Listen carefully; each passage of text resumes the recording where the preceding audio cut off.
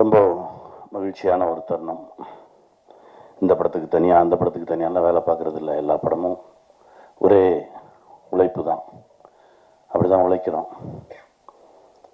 நம்ம எல்லாரோட மனசுமே ஒரு நல்ல வெற்றிக்காக தான் இயங்கி கிடக்கு. ஒரு பார்த்திபன் மாதிரி ஒரு வெற்றி வேணும், சுப்பிரமணியபுரம் மாதிரி ஒரு வெற்றி வேணும்.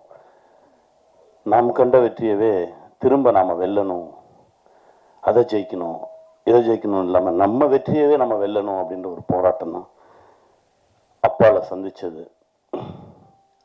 அதற்கு பிறகு தனியாக நின்று ஒரு படைப்பு கிடைக்கிறதுக்கு 7 வருஷம் ஆயிருக்கு. ரொம்ப உண்மையாக உழைச்சிருக்கோம். என்ன இதில் சேர்ந்தது எல்லாமே நல்ல மனசு இருக்கிறவங்க ஒன்றா சேர்ந்தாங்க. ஏன்னா அது அமையாது. ஒரு சில படைப்புகளுக்கு தான் அதுவே அமைச்சுக்கும். கதையை இயக்குனர் இயக்குவார், நல்ல கதை இயக்குனரை இயக்கும்னு சொல்லுவார் பாலுமகேந்திரா சார். அந்த மாதிரி தான் இந்த கதை. தனக்கு தேவையான ஆட்களை அதுவே சேர்த்துக்கிச்சு. நந்தா கதையை சொன்னோடனே நான் சொன்னேன், முதல்ல நீங்கள் போய் பாரதி ராஜா அப்பா பாருங்க. அப்பா கதை கேட்டு ஓகேனாருன்னா நம்ம உடனே போகலாம். இல்லை உங்கள் தேதி, நீங்கள் போய் பேசிட்டு வாங்க அப்படின்னா உடனடியாக பேசினோம். போய் கதை சொன்னார். எனக்கு ஈவினிங் கூப்பிட்டாரு, நடிக்கிறேன்னு சொல்லிட்டாரு. அப்புறம் என்ன, படம் ஸ்டார்ட் ஆகிடுச்சு. அப்புறம் அம்மா வந்தாங்க, அதுக்கப்புறம் அனன்யா வந்தாங்க. இப்படி ஒவ்வொருத்தராக இதுக்குள்ளே சேர்ந்தாங்க. நல்ல தயாரிப்பாளர், எப்போவுமே சிரித்த முகமாகவே இருப்பார் ரவி சார். எனக்கு ரொம்ப நாளாக தெரியாது. அவர் நிற்பார், சிரிப்பார், நானும் சிரிச்சுட்டு போயிடுவேன். அப்புறமா தான் யார் ஒருத்தர் சிரிச்சுக்கிட்டே இருக்காரு அப்படின்னா, அவர் தானே தயாரிப்பாளர் அப்படின்னு நான் செஞ்சேன். அப்படி ஒரு அற்புதமான மனிதர். எங்கேயுமே தன்னை முன்னிறுத்திக்க மாட்டார். அவருக்கு அந்த கதை பிடிச்சிருக்கு, இந்த கதை அப்படியே படமாகணும், இதுக்கு என்ன அப்படின்றது மட்டும்தான் அவர் மனசில் இருந்தது. நேர்மையும் உண்மையும் எப்போவுமே வெல்லும் அப்படின்லாம் பேசிகிட்டு இருக்கோம். நேர்மையை பற்றி நிறையா பேசிகிட்டு இருக்கோம். அதாவது இயல்பாக இருக்கிறது தான் நேர்மை என்னை பொறுத்த வரைக்கும். நான் என்னுடைய காலங்களில் அப்படி தான் கடந்து வந்திருக்கேன். ரொம்ப இயல்பாக தான் இருப்போம். எனக்கும் அமீரண்ணனுக்குமான உறவு அப்படி தான் ஆரம்பிச்சது. எனக்கு அமீரண்ணனை தெரியும், தூரமாக இருந்து. நம்ம சேரண்ணன் ஆஃபீஸுக்கு வெளியில் ஒரு டீ கடையில் நின்றுட்டுருக்கேன். அப்போ உன்னை சேரண்ணன் ரிலீஸ் ஆகிடுச்சு. அண்ணன் சேரண்ணனை பார்த்துட்டு அவருடைய ராம் படத்துக்கு ஒரு பூஜை இருக்குது, அதுக்கு வாங்கன்னு சொல்லி கூப்பிட்டுட்டு வெளியில் வந்திருக்காரு. எனக்கு தெரியாது. நான் டீ கடையில் ரோட்டில் நின்றுருக்கேன். போன கார் நிறுத்தி இறங்கி வந்தார். அந்த டீ கடை கூட டீ கடை கிடையாது, தள்ளு வண்டியில் கடை வச்சுருப்பாங்க.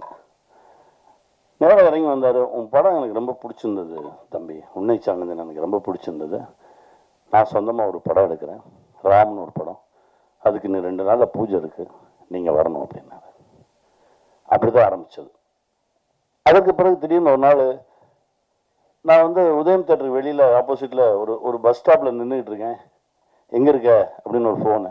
நான் அப்படியே ஆப்போசிட்டில் பார்த்துட்டு, அண்ணா உதயம் தேட்டருக்கு வெளியில் ஒரு பஸ் ஸ்டாப் கிட்டே நின்றுக்கிட்டு இருக்கேன் அப்படின்னேன். இப்போ தான் நான் கடந்து போனேன், இந்த யூட்டர்ன் அடித்து வரேன், ஏன் ரோட்டில் நின்றுருக்கேன் வா அப்படின்னு சொல்லி திருப்பி கூட்டிகிட்டு போனார். இந்த உண்மை இருக்குல்ல, இதுதான் நம்மளை இறுக்கி பிடிச்சிக்கும்.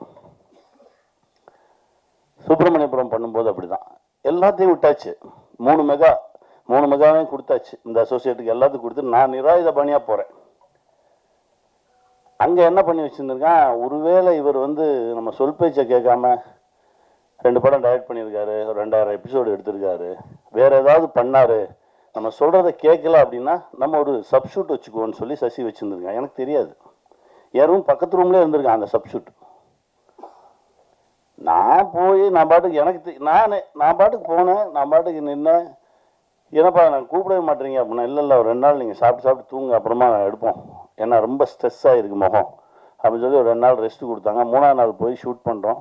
ஒரே ஒரு ஷார்ட்னு அடிச்சு நீங்கள் கிளம்புங்க அப்படின்னாங்க. நான் போய் என்ன பண்ண போகிறேன், நீ தான் எடுத்துகிட்டு இருக்கல, நான் நிற்கிறேன் அப்படின்னு சொல்லி வேட்டியை மடித்து கட்டிட்டு க்ரௌடை கிளியர் பண்ணிட்டு இருந்தேன். க்ரௌடை கிளியர் பண்ணிட்டு இருக்கும்போது சசி கூப்பிட்டான், அண்ணே இங்கே வா, அதை பார்க்குறதுக்கெல்லாம் ஆள் இருக்குது, நான் நடிக்கிறேன், நீ எடு அப்படின்னா. அங்கே தான் ஆரம்பிச்சது. ஒரு உண்மையும் நேர்மையும் தான் நம்மளை இழுத்துக்கிட்டே போகும். அது முடிச்சோடனே சசி சொன்னா, நீ சொல்லு அவங்களா பேசிக்கலாம். என்னடா அப்படின்னா, ஒரு சப்ஸ்டியூட் வச்சுருந்தோம் பக்கத்தில், அது அவனுடைய நேர்மை. ஒரு சப்ஸ்டியூட் வச்சுருந்தோம், உன் கையில் நான் மைக்கை கொடுத்தவொன்னே அவனை ராத்திரி அனுப்பிச்சிட்டேன் அங்கேருந்து அப்படின்னு சொன்னான். முதல்ல நடிக்க போகும்போது எங்கள் டைரக்டர் ஒரு சீரியல் ஷூட்டிங், ஒல்லியாக ஒருத்தன் நான் போய் நிற்கிறேன், என்னமோ தெரில, என்னை பிடிக்கல உங்களுக்கு. அப்போ ஒரு காட்சி, அப்போ கூட நடிக்கிற அந்த நடிகர்கிட்ட அவர் சொல்லியிருக்காரு, ஓங்கி ஒரு எத்துங்க, நீங்கள் எத்துல அவன் போய் வெளியே விழணும், அவனுக்கு நடிக்கணுன்ற ஆசையே வரக்கூடாது அப்படின்னு சொல்லியிருக்காரு. இது எனக்கு தெரியாது. நான் அந்த சீனில் போய் நிற்கிறேன், அதாவது கூட்டத்தில் இருப்பாங்க, அதுலேருந்து ஒரு சின்ன ஒரு காட்சி போய் நிற்கிறேன். என்ன அந்த நடிகர் ஓங்கி எத்துனாரு, நான் அவன் எத்தனை தாண்டி எங்கிட்ட போய் விழுந்துட்டேன். அவங்களா சிரிச்சாங்க, எனக்கு நம்பிக்கை மட்டும்தான் இருந்தது. கொண்டாடுறாங்க, திரும்ப போய் நின்னேன், திரும்ப தூக்கி எறியப்பட்டேன். ஆனால் நான் நடிகன் ஆயிடுவேன் அப்படின்ற ஒரு நம்பிக்கையும் நேர்மையும் மட்டும்தான் இருந்தது. அதே இயக்குனர், அவர்கிட்டே வேலைக்கு சேர்ந்தேன். நான் இல்லாமல் அவரால் இருக்கவே முடியாது அப்படின்ற ஒரு நிலை, நான் அவரை விட்டு வெளியே போகிறேன்றப்ப கண்ணீர் விட்டு நிலை எல்லாமே பார்த்தேன். அந்த நடிகருப்பும் இருக்கார், என்னுடைய நண்பர் தான் அவரும்.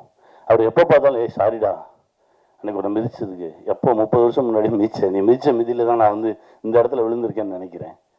இப்படி கடந்து தான் ஒரு இடத்த வந்து நின்றுருக்கோம். இதில் நேர்மைன்றது தனி வார்த்தையெல்லாம் கிடையாது, நம்மளுடைய இயல்பு, நம்முடைய உண்மைத்தன்மை. முன்னெல்லாம் கெட்டவனை பார்த்தா அவங்க கூட சேராத, எதில் வம்பில் மாட்டி விட்டுவான்னு சொல்லுவாங்க. இப்போ அதே வார்த்தையை நல்லவனை பார்த்து சொல்ல ஆரம்பிச்சிட்டாங்க. ஏன் அவங்க கூட சேராத, அவன் ரொம்ப நல்லவன், ஏதோ வம்பில் இழுத்து விட்டுருவான் நீ அப்படின்னு. அந்த அளவுக்கு நமக்குள்ள இருந்த பிறழ்வு அதிகமாயிடுச்சு. நந்தா அவருடைய ஒரு படைப்பு, திடீர்னு ட்ரெய்லருக்கு வாய்ஸ் கொடுக்கணும் அப்படின்னு கூப்பிட்றாரு. போனேன். இதற்கு முந்தைய படைப்பு அதே மாதிரி தான், அண்ணே இந்த ஓப்பனிங் வாய்ஸ் கொடுக்கணுண்ணே, யாரோ கேட்டோம், வரேன், அதுக்கும் பேசினேன். அதாவது நந்தாவுக்கு எனக்கும் இடையில ஏதோ ஒரு தொடர்பு இருந்துக்கிட்டே இருந்தது. இன்னும் சொல்ல போனால், சோலா கிரியேஷன்ஸில் நான் ஒரு கதை சொல்லிட்டு வரேன். கதை சொல்லிட்டு வெளியே வரும்போது பொன்றாங்க என்ன சொல்கிறார், காலையில் தாண்டா ஒருத்தர் வந்து கதை சொன்னான், நான் ஓகே பண்ணிட்டேனே அப்படின்னாரு. என்ன கதைன்னு அப்படின்னா, அதுதான் கல்லூரியின் கதை. அங்கேருந்து ஆரம்பிச்சது. இவர் யாரு, நம்ம இப்போ போனோம், ஒரு காலையில் ஒருத்தர் வந்து ஓகே பண்ணிட்டு போயிருக்காரு, அவர் யாருன்னு சொல்லி தேடி தான் நான் நந்தாவை பார்த்தேன். அப்படி ஆரம்பித்தது தான் இந்த பழக்க வழக்கம். பட் என்னன்னா, ஒரே நேர்கோட்டில் தான் பயணிச்சுட்டு இருக்கோம், அப்படிதான் நான் நினைக்கிறேன். என்னை விட நல்லவன் நந்தா, அவ்வளவு நேர்மையானவன். எங்கள் அண்ணன் சொன்ன மாதிரி, நான் அந்த 2வது தான் அந்த செயினை எடுத்து இது யாருதுனாவது கேட்பேன். நந்தா ஐயோ அப்படின்னு சொல்லி தள்ளி ஓடிடுவார், அவ்வளவு நல்லவர். அந்த மனசுக்கு எப்போ மிகப்பெரிய ஒரு எழுத்து தொற்றுக்கணும். இப்போ அந்த வாய்ப்பு கிடைக்கும். ஏன்னா நம்ம எதுக்கு வேணாலும் ஆசைப்படலாம், எஃபர்ட்ஸ் போடலாம்.